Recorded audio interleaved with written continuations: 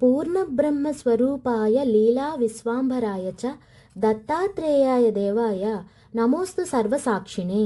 బాలదత్తుడైన యోగిజన వల్లభులు ఒకసారి అనసూయామాత వడిలో పాలు త్రాగుచుండగా అతివృష్టి ప్రకృతి వికారాల వలన పీడితులైన మానవులు మునులు ఆయనను శరణు వేడగా ఆయన తన విశ్వరూపం నుండి యోగలీలగా వారికి ఇవ్వలసినవన్నీ ప్రసాదించారు.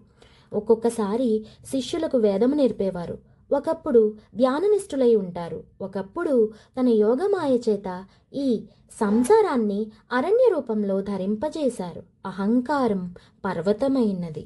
కామము సింహం, క్రోధం శివంగి, మనసు సరస్సు, యజ్ఞాదులు వృక్షాలు అయ్యాయి.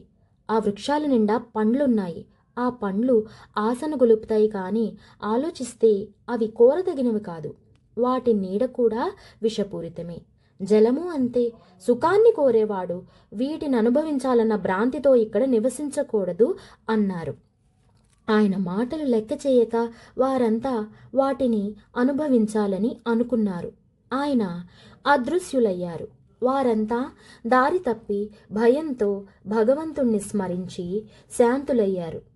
కానీ మరలా వనము చేత భ్రాంతులై మరలా మరచారు.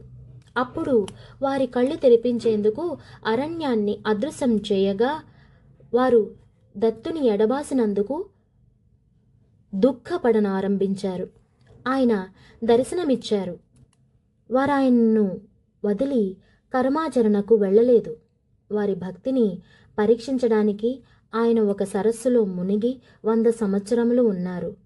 ఆయన తిరిగి వచ్చేసరికి ఎవరెవరు వారి కోసము వేచి ఉన్నారు వారిని ఆయన భక్తులుగా స్వామి స్వీకరించారు. ఇన్ని లీలలు చేసిన ఈయనను శ్రీ లీలా విశ్వాంబరుడని అంటారు. ఇలా ఈయన ప్రకటమైనది పుష్య పౌర్ణమి నాడు, అంటే ఈరోజే పుష్యమి నక్షత్రము సూర్యోదయం రోజు, సూర్యోదయ కాలము. ఆనాడు ఈయనను విధియుక్తంగా పూజించాలి.